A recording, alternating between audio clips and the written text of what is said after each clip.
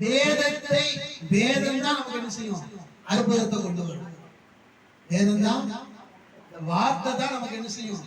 அற்புதத்தை தருமே தவிர நம்ம பல மணி நேரம் உட்கார்ந்து ஜெபம் பண்றதுனால, ஜெபம் பண்ணக்கூடாதுன்னு சொல்லல, ஜெபம் பண்ணினாலும் நமக்கு அற்புதம் ஒண்ணு நடக்கணும்னா வேத வசனத்தை கொண்டுதான் அற்புதத்தை ஆண்டவர் செய்வார். அல்லேலூயா. அதனாலதான் பிரசங்கம். ஏன் பிரசங்கம் பண்றாங்க? அதுவும் சில இடத்துல 1 மணி நேரம் 1.5 மணி நேரம் இப்பெல்லாம் வசனம் நிறைய பிரசங்கம் பண்ணுவாங்க. அப்போ வசனம் அதிகமாய் பிரசங்கம் பண்ண அந்த வார்த்தை நமக்கு என்ன செய்யும்? கிரிய செய்யும். அந்த வார்த்தை தான் நமக்கு என்ன செய்யும்?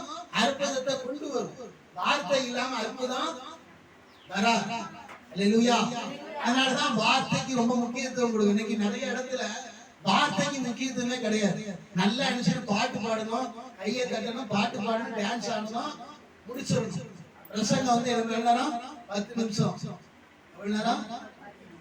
அப்படி ஆயிப்போச்சு. அப்படிலாம் இருக்கக்கூடாது. வசனத்துக்கு நாம் எந்த அளவுக்கு முக்கியத்துவம் கொடுக்கிறோமோ அந்த அளவுக்கு தான் நம்முடைய வாழ்க்கையில அற்புதம் நடக்கும். அல்லேலூயா. நல்லா கவனிக்கிற ஒரு நீதிமொழிகள்ல ஒரு வசனம் சொல்லுது, வேதத்தை கேளாதபடிக்கு பண்ணுவனுடைய ஜெபம் அருவருப்பாம்.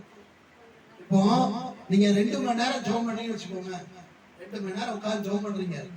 அப்போ ஜெபம் பண்ற நீங்க இந்த வேத வசனத்தை கேட்காம நம்ம 2 மணி நேரம் இல்ல 3 மணி நேரம் உட்கார்ந்து ஜெபம் பண்ணாலும் அதுல ஜெபத்துக்கு பிரயோஜனம் கிடையாது.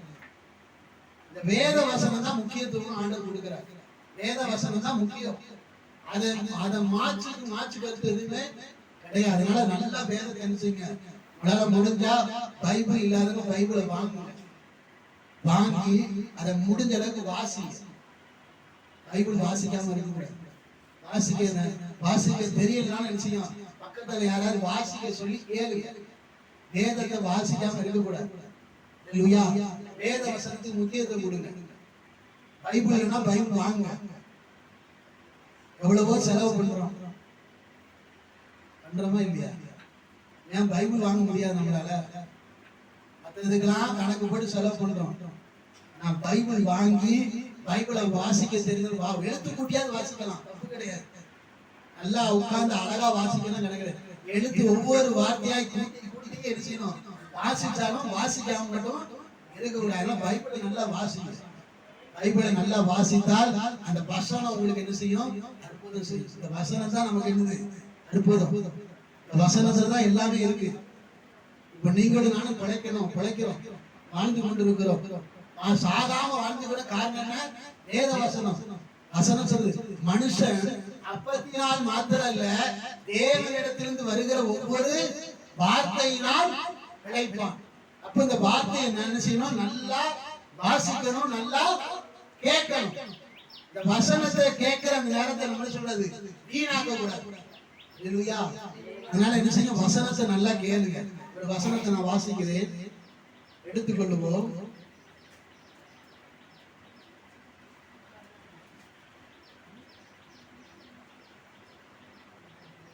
ஓசியா தீர்க்கதரிசி புஸ்தகம் 6ஆம் அதிகாரம் 6வது வசனத்தை நான் வாசிக்கிறேன். நல்லா கவனிங்க. பலியை அல்ல இரக்கத்தையும் தகன பலியை பார்க்கிலும் தேவனை அறிகிற அறிவையும் விரும்புகிறேன். அல்லேலூயா. நல்லா கவனிக்கணும். இந்த வசனமானது ஓசியா தீர்க்கதரிசியை கொண்டு தேவன் இஸ்ரவேல் ஜனங்களுக்கு சொல்லப்பட்ட ஒரு வசனம். அல்லேலூயா. அதாவது தேவனுடைய விருப்பம். யாருடைய விருப்பம்? தேவனுடைய விருப்பம் என்னன்னு சொல்லிதான் இந்த வசனம் சொல்லியிருக்கு. இன்னைக்கு நம்முடைய வாழ்க்கையில ஆண்டவர் நம்முடைய எல்லா விருப்பத்தையும் என்ன செய்கிறார்? நிறைவேற்றுகிறார். நிறைவேற்றுறாரா இல்லையா?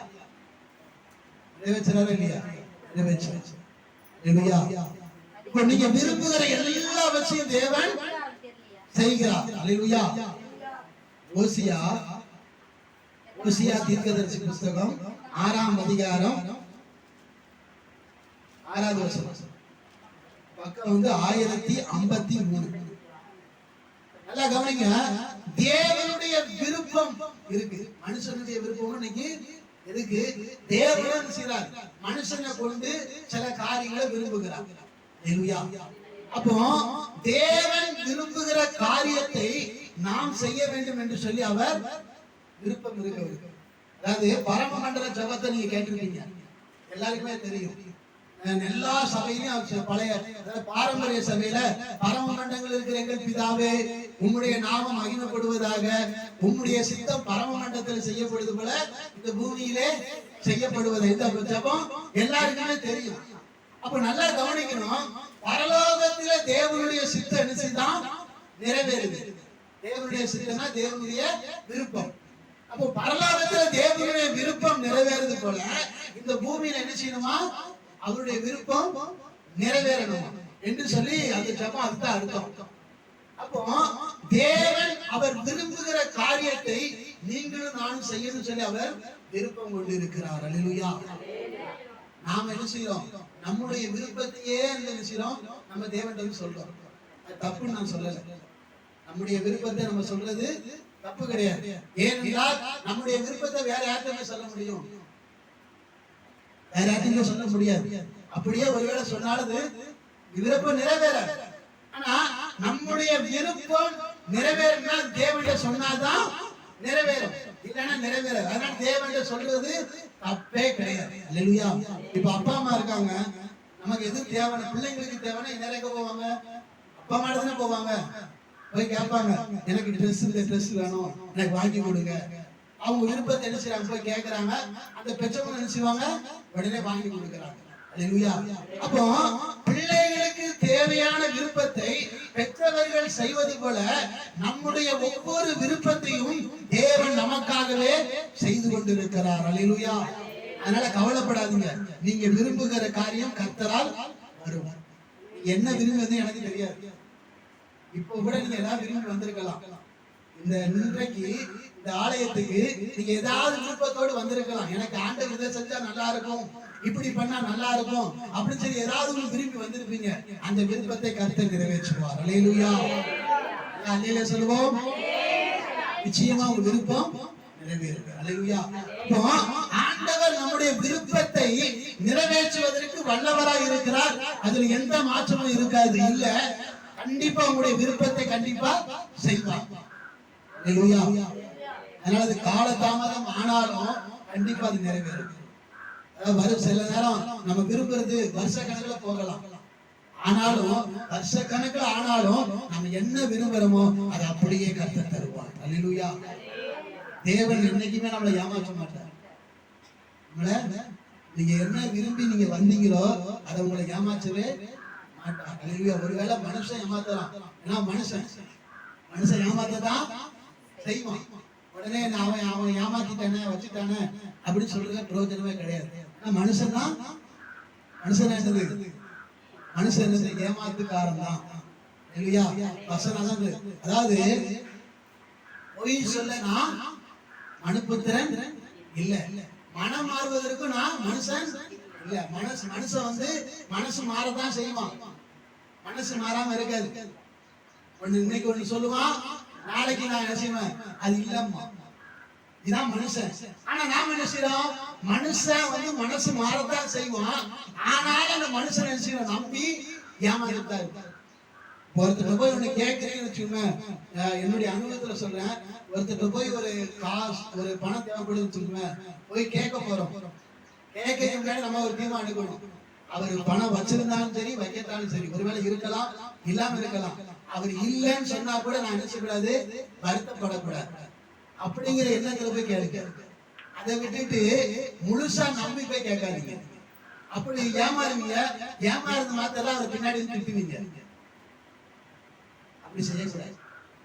ஒரு கடனை வாங்க போறதா இருந்தாலும் அவரு ஒருவேளை வச்சுக்கிட்டு கூட இல்ல, வச்சுக்கிட்டே இல்லன்னு கூட சொல்லுவாரு.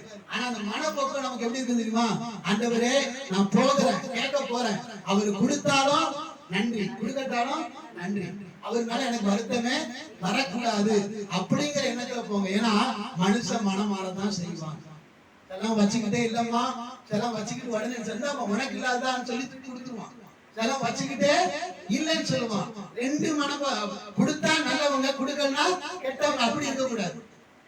அப்படிங்கிற நம்ம எண்ணம் சரியாகி போனா அவங்க கொடுத்தாலும் கொடுக்கட்டாலும் அவங்க நல்லவங்களா தான் நமக்கு தெரிவாங்க. நம்முடைய எண்ணம் சரியில்லாம போயிட்டோம்னா அவங்க கொடுக்கணும்னா அவங்க கெட்டவங்களா மாறி அப்படிங்கிற எண்ணத்துல போகக்கூடாது. அதனால யார்கிட்ட ஒரு உதவி கேட்க போறீங்களா, அவங்க கொடுத்தாலும் சரி கொடுக்கட்டாலும் சரி அந்த எண்ணத்துல போகாத. கொடுப்பாங்க நம்பி போகாதீங்க. கொடுத்தாலும் பரவாயில்ல கொடுக்கட்டாலும் பரவாயில்ல, கொடுத்தா சந்தோஷம் கொடுக்கட்டாலும் சந்தோஷம் அப்படிங்கிற எண்ணத்துல போங்க. அப்படி போனீங்கன்னா கசப்பு வராது. மனசுக்குள்ள கசப்பு இன்னைக்கு வருது. ஏன் வருது? இதான் காரணம். ஒருத்தர் மேல வெறுப்பு வருது. நம்ம கேட்டதை கொடுக்கணும் தானே வெறுப்பு வருது. அதே இது நம்ம அந்த மனப்பக்குவத்தோட போயிட்டோம்னா அந்த வெறுப்பு வருமா? கொடுத்தாலும் பரவாயில்ல, அவன் என்ன சூழ்நிலையோ அவன் ஒருவேளை வச்சுக்கிட்டே இல்லைன்னாலும் அவனுடைய சூழ்நிலை நம்ம சொல்லிட்டு போயிடுவோம். அந்த மன கசப்பு நமக்கு வராது. ஏனென்றால் கசப்பா நாம இருக்கக்கூடாது. நம்ம எப்படி இருக்கக்கூடாதா? யாரு மேலே கசப்பா இருக்கக்கூடாதா? அந்த கசப்பு இருந்துச்சுன்னா நம்முடைய ஆசீர்வாதத்துக்கு தடை. நல்லா தெரிஞ்சுக்கணும். ஒருத்தர் மேல நம்ம கசப்பா இருந்தோம்னா அவங்க ஒருவேளை கெட்டவங்களாவே கூட இருக்கட்டுமே, அவங்க மேல நம்ம கசப்பா இருந்தா நம்முடைய ஆசீர்வாதத்துக்கு நாமே தடை. அதனால கசப்பு வரக்கூடாது. யாரு மேலேயும் கசப்பா நம்ம இருக்கக்கூடாது. அதனால ஒரு உதவின்னு சொல்லி ஒருத்தர் போனோம்னா அவங்க கொடுத்தாலும் பரவாயில்ல கொடுக்கட்டாலும் பரவாயில்ல. உதவி கேட்க போறது தப்பு கிடையாது. உதவி கேட்கறது தப்பு கிடையாது. ஆனா அவங்க தருவாங்கன்னு முழு நம்பிக்கையா போகாதீங்க. போய் நம்பி ஏமாந்து அவங்க மேல கசப்பா போறதை விட கொடுத்தாலும் பரவாயில்ல கொடுக்கட்டாலும் பரவாயில்ல, அவர் மேல நான் எந்த கசப்பு எனக்கு வரக்கூடாது ஆண்டவரே நான் சொல்லிட்டு போறேன். அப்படிதான் போவேன். நான் கடன் வாங்குறது கிடையாது. அப்படியே எனக்கு தேவை இருக்குன்னா ஒருத்த பணம் இல்லைன்னு வேற ஏதாவது தேவை இருந்துச்சுன்னா நான் சொல்லிட்டு தான் போவேன். ஆண்டவரே அவர் சூழ்நிலை எனக்கு தெரியாது, ஆனா நான் என்ன செய்யக்கூடாது, நான் கேட்டுட்டு அவர் இல்லைன்னு சொல்லிட்டா சந்தோஷமா தான் வரணுமே தவிர நான் வருத்தத்தோட வரக்கூடாது. நான் கசப்போட அவர் மேல கசப்போட வரக்கூடாதுன்னு சொல்லிட்டு தான் போகணும் தவிர அதுக்கு முன்னாடி போக மாட்டேன். அதனால யாரு மேலேயும் நம்ம கசப்ப சரி அதை விட்டுருவோம். நல்லா கவனிக்கணும்.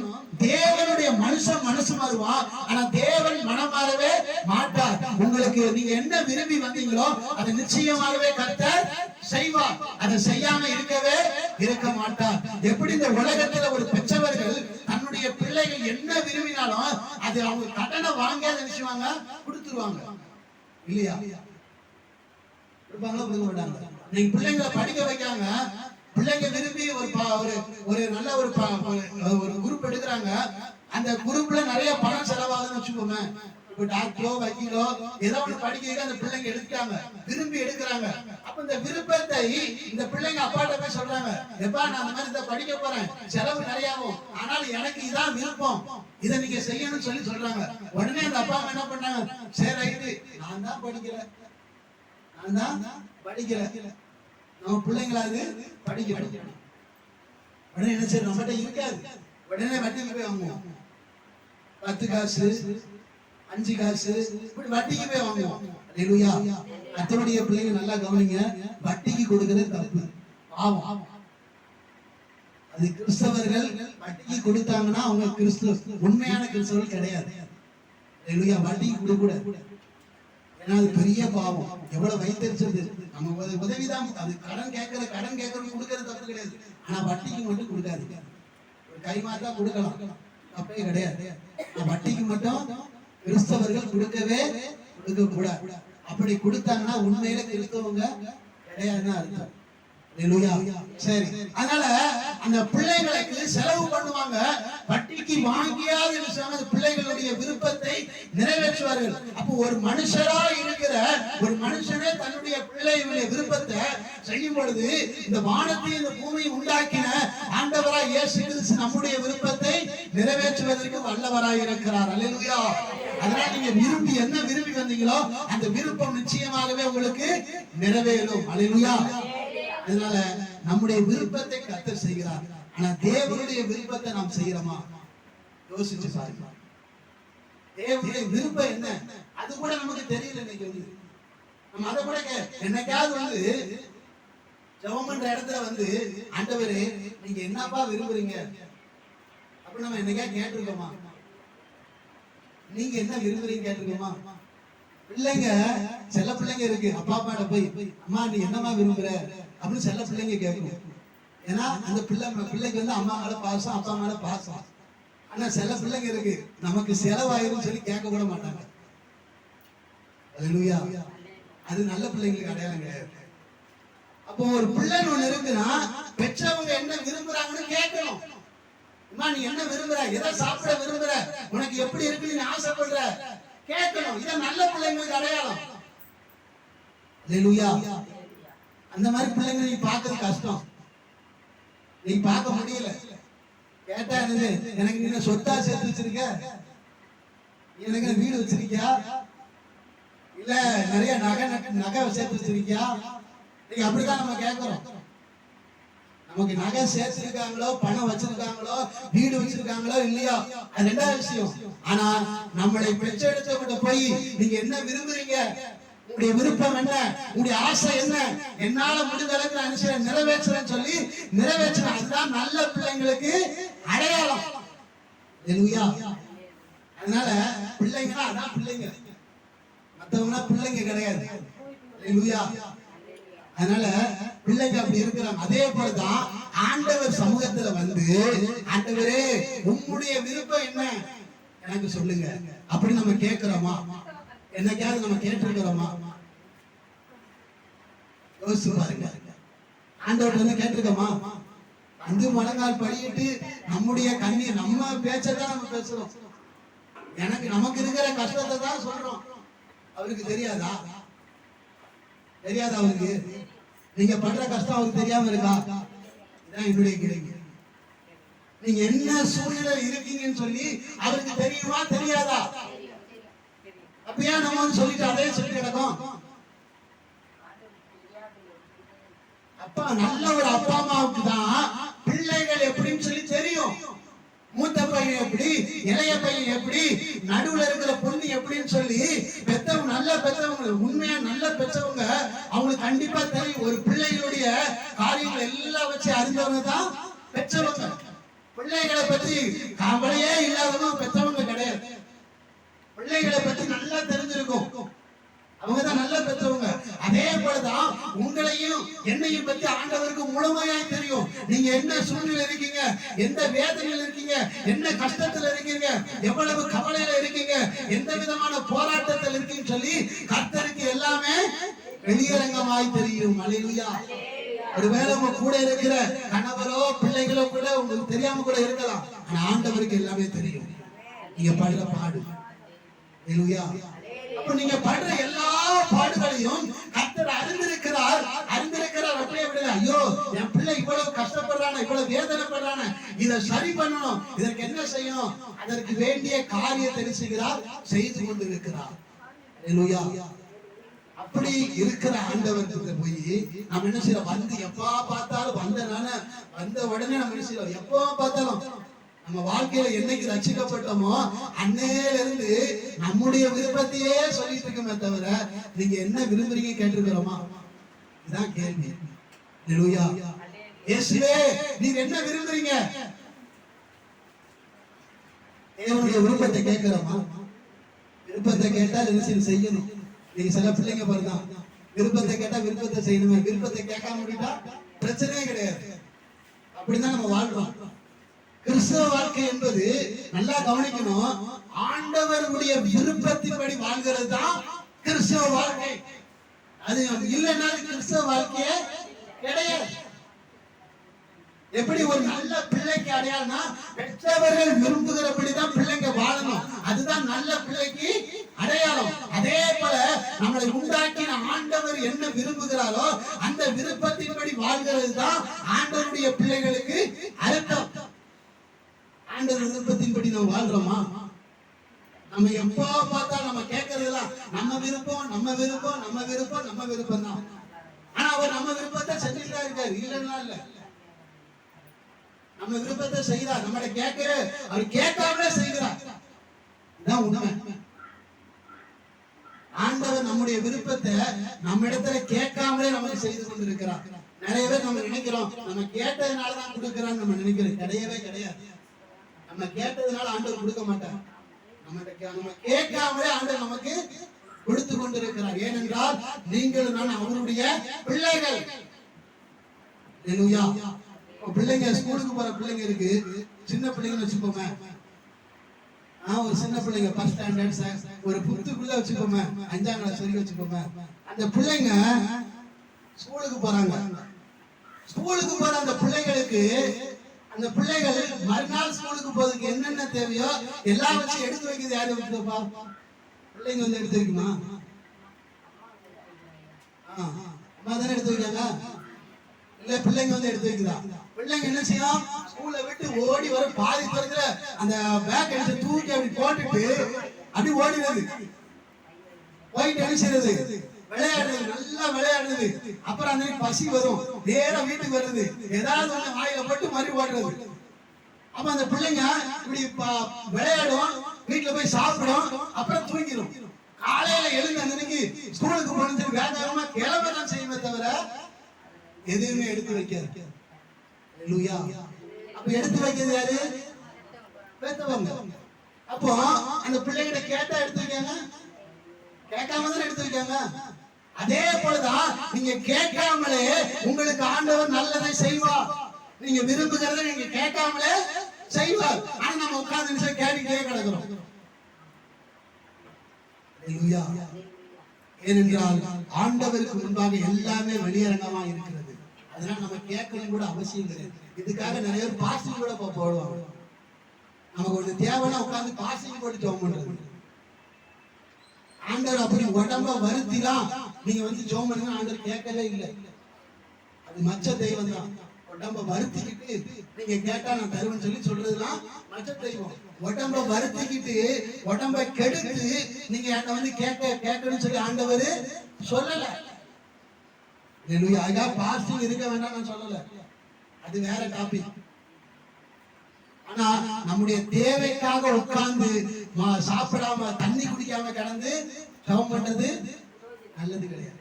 ஏனென்றால் நமக்கு என்ன தேவையோ, அந்த சின்ன பிள்ளைகளுக்கு என்ன தேவையோ, அந்த பிள்ளைகளுடைய தேவையை பெற்றவர்கள் அந்த பிள்ளைங்க கேட்கறதுக்கு முன்னாடியே கொடுக்கிறது போல உங்களுக்கும் எனக்கும் தேவன் நாம் கேட்கறதுக்கு முன்னாகவே நம்முடைய விருப்பத்தை நிறைவேற்றுகிற ஒரு தேவனா இருக்கிறபடியினால் நாம் அவரிடத்துல போய் கேட்கணும்னு அவசியமே கிடையாது.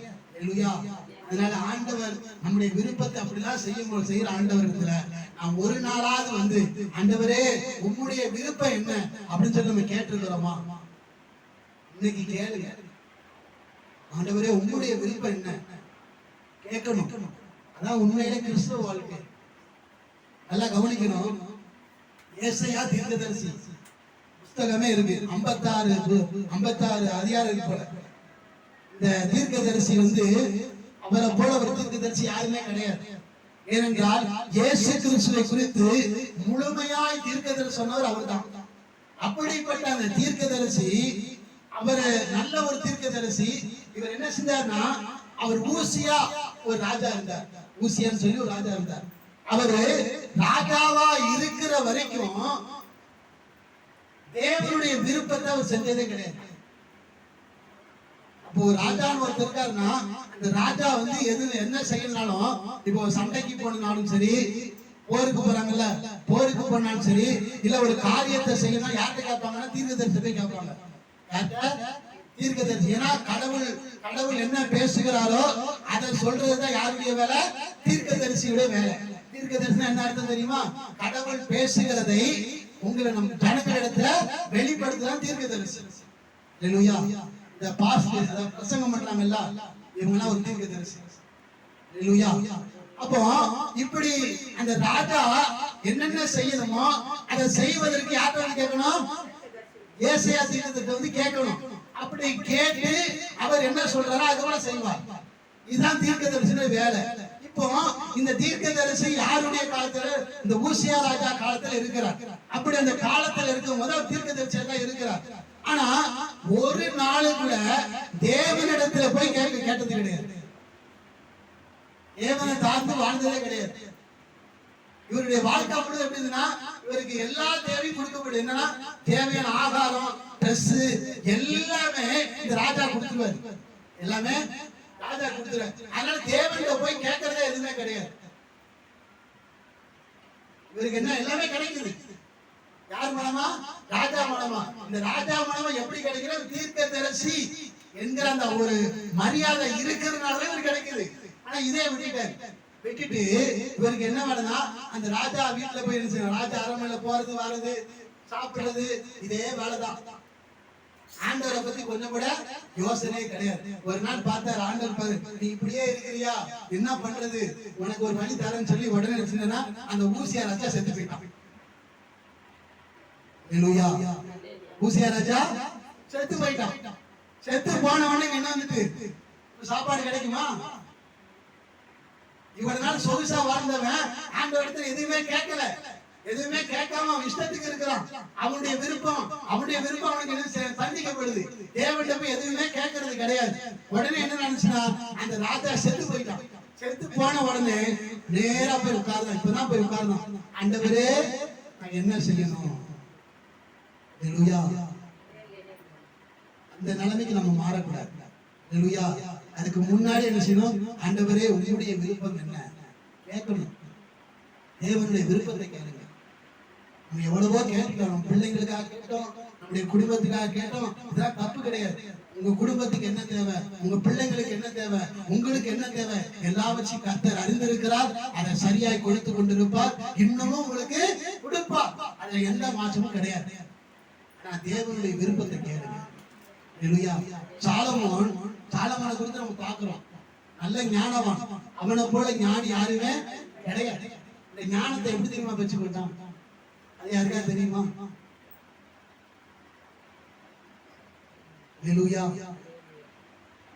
அவன் ஞானத்தை பற்றி சாதாரண ஒரு விஷயம் தான். ஆனா அதை கூட நம்ம புரிஞ்சுக்கல. இன்னைக்கு எப்படி பெற்றுக்கொண்டானா, அவன் சின்ன வயசு, அவனுக்கு வயசு சின்னது. அதாவது எந்த அறிவும் அவனுக்கு கிடையாது. அதாவது என்ன சொல்ற, விவரமே தெரியாது. விவரம் தெரியாத சின்ன பிள்ளை யாரு? சாலமோன். அப்படிப்பட்ட அந்த காலத்துல அவனை ஆண்டவர் ராஜாவா ஆக்கிட்டாரு. தாவீதுக்கு அப்புறம் யார் ராஜா? சாலமோன். அவனுடைய பிள்ளையா இருக்கிற சாலமோனை ராஜா வச்சிட்டாரு. உடனே ஆண்டவர், ஆண்டவரே எனக்கு எந்த அறிவுமே இல்ல, எந்த விவரமும் எனக்கு கிடையாது. போக்குவரத்து எனக்கு தெரியாத ஒரு வயசு, எனக்கு எந்த அறிவுமே இல்ல. அதனால உம்முடைய ஜனங்களை நான் நடத்துவதற்கு எனக்கு என்ன தாங்க? நீங்க எனக்கு ஞானத்தை தாங்க. தேவனுடைய விருப்பத்தை கேட்கணும். நல்லா கவனிக்கணும். எந்த அறிவுமே கிடையாது, எந்த விவரமும் கிடையாது. அப்படிப்பட்ட மனுஷன் கேட்கிறான், ஆண்டவரே உம்முடைய ஜனங்களை நடத்தணும். யாருடைய ஜனம்? அவன் கேட்டுக்கலாமே. ஆண்டவர் உனக்கு என்ன வேணும் கேட்கும் போது ஆண்டவர் கேட்கிறார், உனக்கு என்ன வேணும் கேளு. அப்ப கேட்கும் போது என்னெல்லாம் கேட்கலாமே. அவன் நினைச்சதா சின்ன வயசுதான், அவன் எதனாலும் கேட்கலாம். ஆனா அவன் எதையுமே கேட்கல. அவன் கேட்டது ஒன்னே ஒண்ணுதான், ஆண்டவரே நீர் எனக்கு கொடுத்த ஜனங்களை நான் எப்படி நடத்துறது? அவங்க நடத்துவதற்கு தேவையான அறிவோ எதுவுமே எனக்கு கிடையாது. அப்போ அவன் கேட்கிற தேவனுடைய விருப்பத்தை கேட்கறான். நல்லா கவனிக்கணும். அவன் கேட்கறது என்ன கேட்கறான்? தேவனுடைய விருப்பம். தேவனுடைய விருப்பம் என்னன்னா, தன்னுடைய ஜனங்களை என்ன செய்யணும்? அந்த பூமியை நடத்தி அந்த பரலோக ராஜ்யத்துக்கு என்ன செய்யணும்? கூட்டு போக வேண்டும். அதற்கு என்ன செய்யணும்? அறிவு இருந்தாதான் என்ன செய்ய நடத்த முடியும். சும்மாலாம் நடத்த முடியாது. இந்த வேதத்தை பிரசங்கம் பண்றேன்னா அறிவில்லாம பிரசங்கம் பண்ண முடியுமா? அப்ப அந்த அறிவு வேணும்னா நம்ம உலக பிரகாரம் படிப்பு மூலமா அறிவு வராது. இந்த பைபிள்ல இருக்கிற அந்த வேத வசனத்தினுடைய அறிவு ஒரு மனுஷனுக்கு வேணும்னா இந்த உலக படிப்புனால வராது. ஆண்டவர் கொடுத்தா மட்டும்தான் வரும். அப்போ இந்த அறிவை தான் என்ன அவன் கேட்கிறான். தேவனுடைய விருப்பத்தை அவன் கேட்டதுனால ஆண்டவர் அந்த ஞானத்தை கொடுத்தார். ஞானத்தை மாத்திரம் இல்ல, கேளாத ஐஸ்வர்யத்தையும் கொடுத்தார். அல்லேலூயா. கேளாத, அவன் கேட்கவே ஐஸ்வர்யம், ஆனா ஆண்டவர் கொடுத்தார். அல்லேலூயா. ஆனா நாம என்ன செய்யறோம்? ஆண்டவர் விருப்பத்தை கேட்டா நாம கேட்காத நம்முடைய காரியம் நடக்கும். அதனால நம்ம யாருடைய விருப்பத்தை கேட்கணும்? ஆண்டவருடைய விருப்பத்தை கேட்கணும்.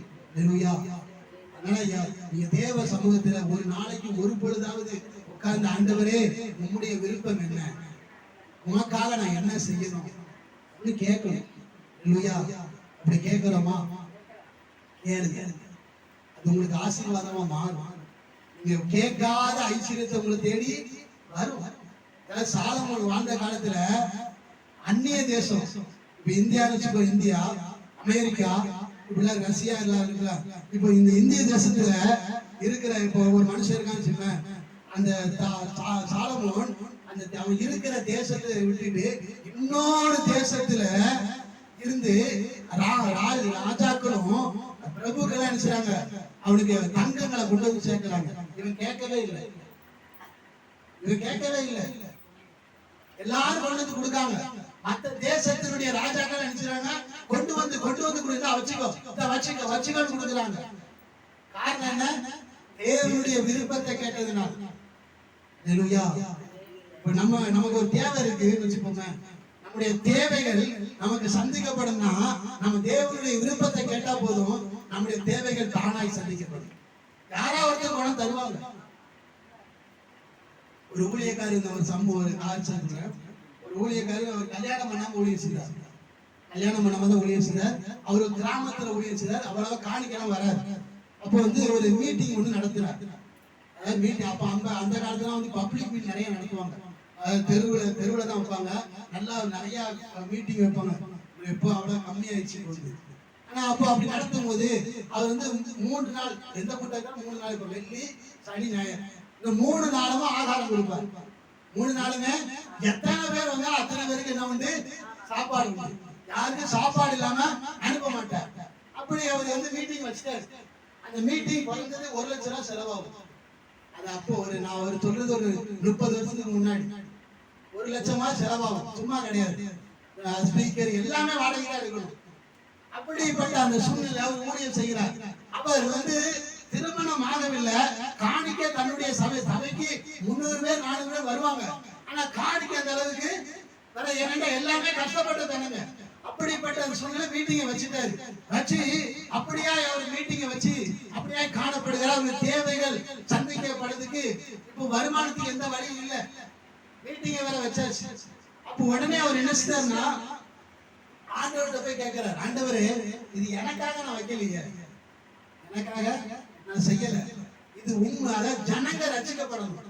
ஜனங்க அதாவது இந்த சத்தத்தை கேட்கிற ஜனங்க ரட்சிக்கப்படணும், அந்த கூட்டத்துக்கு வருகிற ஜனங்க ரட்சிக்கப்படணும், அதுக்காக தான் நான் வச்சிருக்கேன்னு சொல்லி அவர் அப்படியே ஆண்டவர் சமூகத்துல உட்கார்ந்து ஜெபம் பண்ணி அப்படியே வீட்டுல இருந்தார்.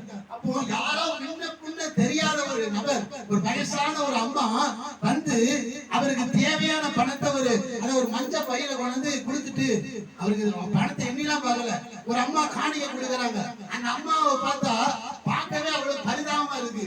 அப்படிப்பட்ட பரிதாபமா இருக்கிற அந்த அம்மாவிடத்துல அந்த காணிக்கையை அவர் வாங்க சொல்றேம்மா, நீங்களே கஷ்டப்படுறீங்க, ஏன் காணிக்கை கொடுக்கீங்க, வேண்டாமா நீங்க வச்சுக்கோங்கம்மா. இல்ல, இது ஆண்டவர் கொடுக்க சொன்னாரு, நான் கொடுக்கிறேன் அப்படின்னு சொல்லி அந்த அம்மா போயிட்டாங்க. உடனே இவர் என்ன செஞ்சாருன்னா அந்த காணிக்கை எடுத்து பார்த்தா அவருக்கு 1 லட்சம் ரூபாய், அந்த 1 லட்சமா அது அப்படியே இருக்கு. உடனே அவருக்கு ஒண்ணும் ஓடல. அந்த அம்மா என்னன்னு சொல்லி தேடி போய் அவர் நம்ம பஸ்ல ஏறி போய் பஸ்ஸை பாக்குறாரு. பஸ் ஸ்டாப்ல போய் பார்த்தா அந்த அம்மா காணும். அந்த அம்மா எங்க இருந்து வந்து கேட்டோம், அந்த அம்மா சொல்லல. அந்த அம்மாவை அதுக்கப்புறம் எத்தனையோ வருஷங்களா தேடினார், அந்த அம்மா கிடைக்கவே இல்லை. ஒருவேளை தேவ தூதரா கூட இருக்கலாம். அவர் சொன்னது அதுதான். ஆண்டவர் யார் மூலமா கூட அற்புதம் செய்வார். அதே ஊழியக்காரர் இன்னொரு அவருக்கு நடந்துச்சு. அவங்க சபைக்கு வர ஒரு அம்மா தசமபாகம் கொடுப்பாங்க. தசமபாகம் கொடுப்பாங்க. மாசம் ஆனா, அதாவது யார் காணிக்கை கொடுக்குறாங்க இல்லையோ அந்த அம்மா கரெக்டா தசமபாகம் கொடுக்கும். 1ஆம் தேதி ஆனா கரெக்டா அந்த அம்மா இடத்துல நிச்சயம் தசமபாகம் வந்துடும். அப்போ அந்த தசமபாகம் வாங்கி தான் சாப்பிடணும். அவருக்கு வேற வருமானமே கிடையாது. அந்த சபையில ஒரு ஆரம்பம் நேரத்தினால ஒரு 50 பேர் வருவாங்க. அந்த 50 பேர்ல தசமபாகம் கொடுக்கறது அந்த அம்மா மட்டும்தான், வேற யாருமே கொடுத்தது கிடையாது. அப்போ என்ன நினைச்சுன்னா ஒரு குறிப்பிட்ட நாள் போன அந்த அம்மா கொஞ்சம் இது வந்துருச்சு, இந்த ஐயா நம்மளாலதான் பிழைக்கிறாரு அப்படிங்கிற ஒரு தெனாவட்டு வந்துருச்சு. என்ன செய்ய காணிக்கை கொடுக்க ஏதோ ஒரு சத்திய வசனத்தை பத்தி பேசும் பொழுது இப்படிலாம் நீங்க பேசக்கூடாது அப்படின்னு அந்த அம்மா சொல்லியிருக்கு. அப்ப அவர் சொன்னாரு, அம்மா நான் வசனத்தை ஆண்டவர் சொல்றாரு, எனக்கு நான் அதைத்தான் பிரசங்கம் பண்றேன், இது உங்களுக்கு பிடிக்கலன்னா அதுக்கு நான் ஒண்ணும் பண்ண முடியாது அப்படின்னு சொன்னாரு. உடனே அந்த அம்மா சுத்தி, நான் இனி உமக்கு தசமபாகம் தரமாட்டேன், தசமபாகம் தரமாட்டேன் அப்படின்னு சொல்லிட்டாங்க. இவருக்கு இவருக்கு தசமா நம்ம கொடுக்கணும், சாப்பாடு கிடையாது. இந்த அம்மாவுடைய சூழ்நிலை அது, இந்த ஐயாவுடைய சூழ்நிலை. அந்த அம்மா தசமம் கொடுத்தாதான் அந்த மாசம் ஃபுல்லா நிச்சயம் சாப்பிட முடியும். இப்ப அந்த அம்மா நிப்பாட்டிடுச்சு. இப்போ நான் 1ஆம் தேதி முடிஞ்சிருச்சு, அப்புறம் 20ஆம் தேதி வருது, அடுத்த 1ஆம் தேதி வருது. ஆண்டவர்கிட்ட கேட்க, ஆண்டவரு 1ஆம் தேதி வரப்போகுது, அந்த அம்மா தசமா தரமாட்டான்னு சொல்லிட்டாங்க, நான் என்ன பண்றது கேட்கிறாரு ஆண்டவர் போய். நான் என்ன பண்றது ஆண்டவரு அப்படின்னு கேட்கிறேன். உடனே ஆண்டவர் பார்த்தாரு, நீ பாட்டு அவ்வளவுதான். ஆண்டவர் ஒண்ணுமே சொல்லல. அப்போ என்னாச்சுன்னா ஒரு இடத்துக்கு போயிருக்கிற, அப்போ அந்த இடத்துக்கு போகிற வழியில அவருக்கு திடீர்னு வயிறு வலி இருந்துச்சு. வயிறு வலின்னு அப்பமா பாத்ரூம் வசதிலாம் கிடையாது. அப்ப ஏதாவது காட்டுக்குள்ள தான் போகணும். அப்போ அந்த நினைச்சா ஒரு காட்டுக்குள்ள வேகமா வயிறு வலி, அதனால வேகமா ஓடுறாரு, வேற வழி இல்லை, வேகமா ஓடுறாரு. வேகமா ஓடி போகும்போது கால ஒரு முள்ளு ஒண்ணு குத்திருச்சு, நல்லா குத்திருச்சு. குத்துனா அம்மான்னு சொல்லி குனிஞ்சு அந்த முள்ளை எடுத்து பார்த்தா அது முள்ளு கிடையாது, ஒரு கம்மலுடைய அந்த உள்ள அந்த இது குத்துவாங்க, அந்த பூச்சியா இருக்குங்க, திருகாணியா, அந்த திருகாணி. அதை எடுத்துக்கிட்டு அந்த பாக்கெட்ல போட்டுட்டு அந்த அவர் பாட்டு போன காரியத்தை முடிச்சு வந்து அந்த அன்னைக்கு அதை கொண்டு போய் அந்த கடையில கொண்டு போய் கொடுத்தாரு. அந்த அம்மா எவ்வளவு கசம்பா கொடுக்குமோ அந்த ரூபாய்க்கு அந்த திருவாணி கிடைச்சிருக்கு.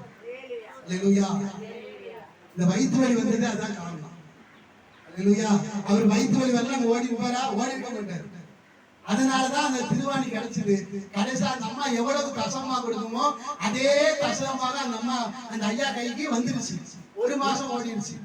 அடுத்த மாசமும் இப்படி 3 மாசம் ஆண்டவர் அவர் அந்த அம்மா கொடுக்காத கசம்பத்தை 3 விதமா அவருக்கு கொடுத்தார்.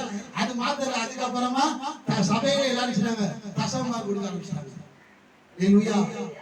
அப்போ தேவனுடைய விருப்பத்தை நாம் செய்ய ஆரம்பிச்சா நம்முடைய தேவைகள் தானா என்ன செய்யும், சந்திக்கப்படும். நம்ம என்ன செய்யறது, தேவனுடைய விருப்பத்தையே கேட்கறதே கிடையாது. வரப்பெல்லாம் என்ன செய்யறோம், ஆண்டவரே எனக்கு பசிக்குது, எனக்கு வியாதியா இருக்கு, என் பிள்ளைகளுக்கு இது தேவை இருக்கு, இப்படியே தான் வரோம். இப்படி வந்தா நம்ம என்ன பண்றது? அதனால எப்ப வந்தாலும் சரி தேவனுடைய விருப்பத்தை கேளுங்க. அதாவது பாரம்பரிய சபையில அந்த செபத்தை அதுதான் கடைசியா சொல்லி முடிப்பாங்க. பரம மண்டலங்கள் இருக்கிற எங்கள் பிதாவே, உம்முடைய நாமம் பரிசுத்தப்படுவதாக, உம்முடைய ராஜ்யம் வருவதாக, உம்முடைய சித்தம் பரமண்டலத்தில் செய்யப்படுகிற இந்த பூமியில. அதுக்கு என்ன அர்த்தம்னா, பரலோகத்துல உம்முடைய விருப்பம் நிறைவேறது போல என்னுடைய வாழ்க்கையில உம்முடைய விருப்பம் நிறைவேறட்டும். அதான் அர்த்தம். அதுக்குதான் அந்த ஜெபத்தை சொல்லி முடிச்சிருக்காங்க. நம்ம பெந்தேகோஸ்தே சபை அந்த ஜெபத்தை சொல்றது கிடையாது. அது மாத்திரம் இல்ல, வந்து உட்கார்ந்து நம்ம விருப்பம் ஆண்டவர் விருப்பத்தை கேட்கறதே கிடையாது. அல்லேலூயா. ஆண்டவர் விருப்பத்தை கேளுங்க. உங்க விருப்பத்தை எல்லாம் ஆண்டவர் கண்டிப்பா செய்வார். அதே போல நம்முடைய விருப்பத்தை ஆண்டவர் செய்வது போல நாம் என்ன தேவனுடைய விருப்பத்தை கேட்க வேண்டும். அல்லேலூயா. தேவனுடைய விருப்பம்னா என்ன என்று சொல்லி நிறைய காரியம் இருக்கு. அதை நான் இந்த வாரம் பேசல, டைம் ஆயிடுச்சு. அந்த வசனத்தை மறுபடியும் வாசிக்க, நல்லா கவனிங்க. பலியை அல்ல இரக்கத்தையும் தகன பலியை பார்க்கிலும் தேவனை அறிகிற அறிவையே விரும்புகிறேன். அல்லேலூயா. அப்ப தேவனுடைய விருப்பம் என்பதை குறித்து அடுத்த வாரத்தை நம்ம பார்ப்போம். அல்ல தேவனுடைய விருப்பத்தை கேளுங்க. எப்படி ஒரு சாலமோன் தேவனுடைய விருப்பத்தை கேட்டானோ அதே போல நாமும் தேவனுடைய விருப்பத்தை கேட்போம். நாம் அப்படி கேட்கும் பொழுது நாம் கேளாத எல்லா ஆசீர்வாதமும் நம்மளை தேடி வரும். அல்லேலூயா. நம்ம எதையும் தேடி போக வேண்டிய அவசியம் இல்லை. அல்லேலூயா. ஒண்ணு சொல்லி முடிக்கிறேன். அதாவது சவுலை பத்தி உங்களுக்கு தெரியும். இந்த சவுல் தான் இஸ்ரவேலுக்கு முதலாய் ராஜாவாய் மாறினவன் தான். இந்த சவுல் நல்லா கவனிக்கணும். அதாவது ஒரு கழுதையை தொலைச்சிட்டான். அவங்க குடும்பம் அனுப்பிட்டு கழுதையை தொலைச்சிருச்சு. எதை தொலைச்சிருச்சு? கழுதை. நல்லா கவனிங்க. என்னது? கழுதை காணாம போயிருச்சு. இந்த கழுதைய இந்த சவுலுடைய அப்பா என்ன சொல்றாங்க, எப்பா நம்ம கழுதை ஒண்ணு காணாம போச்சு, ஓ அந்த கழுதை எழுச்சி தேடி கண்டுபிடிச்சு வீட்டுக்கு வா, இல்லைன்னா வீட்டுக்கு வராத அப்படின்னு சொல்லி கழுதையை தேடி அனுப்ப சொல்றாரு. இவன் கழுதைய ஊரெல்லாம் தேடுறான். எத? கழுதைய தேடி ஊரெல்லாம் அலைகிறான். கழுதை கிடைக்கல. என்ன கிடைக்கல? கழுதை கிடைக்கல. கடைசியில கழுதை கிடைக்கலன்னு சொல்லி துக்கமா இருக்கான். ஐயோ நம்ம தேடி வந்த கழுதை நமக்கு கிடைக்கலையே, நம்ம என்ன பண்றது அப்படின்னு சொல்லி துக்கத்தோடு இருக்கான். உடனே என்ன நினைச்சுனா ஆண்டவர் சொல்றாரு, அதாவது நான் காட்டுற இடத்துக்கு நீ போறான். ஆண்டவர் காட்டுற இடத்துக்கு ஒரு இடத்துக்கு போறான். போக சொல்ற ஒரு இடத்துக்கு போறான். சுருக்கமா சொல்லி முடிக்கிறேன். ஒரு இடத்துக்கு அங்க போறான். போன இடத்துல நினைச்சுனா கழுதையை தேடி போனவனுக்கு என்ன நினைச்சா ராஜாவா மாறிட்டான். எப்படி மாறிட்டான்? ராஜாவா மாறிட்டான். எதை தேடி போனா? தேடி போனது என்னது? கழுதை. அவனுக்கு கிடைச்சது என்னது? ராஜா. அல்லேலூயா. இதான் ஆண்டவர். அல்லேலூயா. நம்முடைய விருப்பத்தை அவர் நிச்சயமாகவே நிறைவேற்ற வல்லவராய் இருக்கிறார். அல்லேலூயா. அவனுக்கு கிடைச்சது ஒரு கழுதை, அவன் ராஜாவா மாறிட்டான். எத்தனை கழுதை வாங்கியிருக்கலாம்? அல்லேலூயா. அவன் தேடி போனது கழுதை தான். ஆனா கழுதையை தேடி போனாலும் ஆண்டவர் கொடுத்தது அவனுக்கு ராஜ அபிஷேகம். அதே போல ஒருவேளை நம்முடைய விருப்பத்துக்காக நாம் வந்திருக்கலாம். ஆண்டவர் நிச்சயமாகவே நம்முடைய விருப்பம் எதுவா இருந்தாலும் அதை நிச்சயமாகவே நிறைவேற்றுவார். அல்லேலூயா. அதனால நீங்க விரும்புகிற காரியம் உங்களுக்கு கண்டிப்பா நடக்கும். கவலைப்படாதீங்க. அல்லேலூயா. நீங்க என்ன விரும்பி வந்தாலும் சரி, கண்டிப்பா அது நடக்கும். அதுக்கு நீங்க செய்ய வேண்டியது ஒண்ணே ஒண்ணுதான். ஆண்டவரே, உம்முடைய விருப்பம் என்ன? உன்னுடைய விருப்பத்தை எனக்கு சொல்லும், அது அப்படியே செய்யறேன். அல்லேலூயா. வேற எதையுமே நம்ம கேட்க வேண்டாம். தேவ சமூகத்துக்கு வந்து எப்ப நினைச்சீங்க, ஆண்டவரே உங்களுடைய விருப்பத்தை எனக்கு சொல்லுங்க, உங்களுடைய விருப்பம் எனக்குள்ள நிறைவேறட்டும். அல்லேலூயா. சரி, எல்லாம் கண்ண மூடி அப்படியே கண்ண மூடி சொல்லுவோம். நம்முடைய விருப்பத்தை தேவன் நிறைவேற்றுகிறார். இந்த ஆராதனை, இந்த சபை, இந்த வேலைகளை நீங்க என்ன விருப்பத்தோடு வந்தீங்க எனக்கு தெரியாது. உங்க விருப்பம் நிறைவேற போகிறது. எல்லாம் கண்ணு மணி ஒப்பு கொடுங்க. உங்க விருப்பத்தை கர்த்தர் நிறைவேற்ற போகிறார். இந்த காலங்களிலே, இந்த ஆராதனை வேளையிலே ஆண்டவராய் இயேசு கிறிஸ்து இந்த இடத்துல இருக்கிறார். நிச்சயமாகவே அவர் உங்க விருப்பத்தை நிறைவேற்றும்படியாக அவர் இந்த இடத்துல உட்கார்ந்து கொண்டிருக்கிறார். தேவ ஜனமாய் இருக்கிற நாம், ஆண்டவரே உம்முடைய விருப்பம் எனக்குள்ள நிறைவேறட்டும், உம்முடைய விருப்பம் எனக்குள்ள நிறைவேறட்டும் என்று சொல்லி அதை சொல்லி ஒப்பு கொடுங்க. உம்முடைய விருப்பம் தானாகவே நடக்கும். ஒப்புக்கொடுங்க.